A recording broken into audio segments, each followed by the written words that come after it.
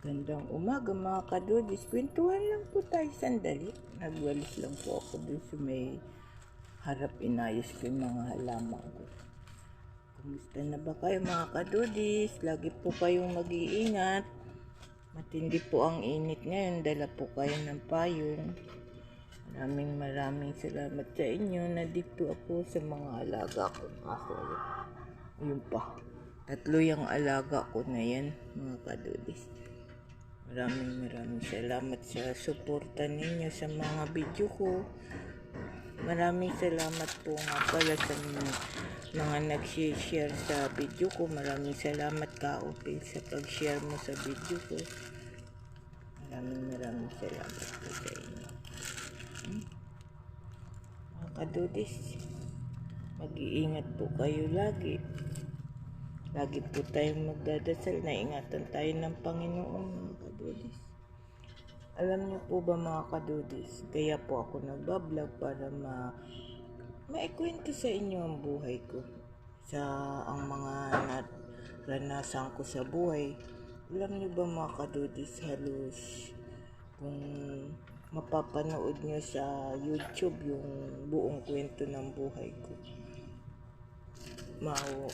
alam kong maluluha kayo mga kadudis. Kaya kung may oras kayo mga kadudis, pasyal lang po sa YouTube ko. May YouTube po ako. Sa YouTube po kasi mahaba ang kwento.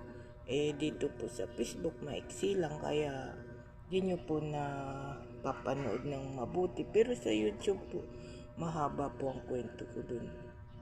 Mga kadudis, doon kasi kung saan po ako nagmula, kung ano ang nangyari sa buhay ko, nandoon po lahat. Kasi lahat po ng kwento ko po yan ay totoo. Halos po lumaki akong nag-iisa dahil 5 taon lang po ako. Iniwan na talaga ako ng nanay ko. Ang tatay ko po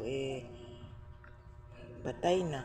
At saka ang totoo mga kadudis, dahil 5 taon pa lang ako, hindi ko pa kilala. Nakalimutan ko pa talaga ang itsura ng nanay ko at ng mga kamag-anak ko. Kaya lumaki po ako na hindi ko naramdaman kung paano mahalin ng isang ina. Pero kahit kailan hindi ko po pinabayaan ng mga anak ko dahil ayaw kong danasin nila ang dinanas ko. Kaya kahit po gaano kahirap, minsan na hindi na po kami kumain, pinipilit ko pong maging matatag para sa pamilya ko. Ang sabi ko nga sa mga anak ko, kung wala tayo ngayon, bukas mayroon na, kaya tiis-tiis lang. Salamat mga kadudis.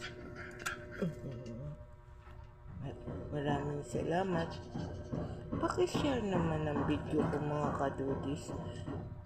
Mga kadudis, kulang pa po ang followers ko. Baka pwede naman po pakipalo nyo pa po ako. Baka swertihin tayo kahit pa paano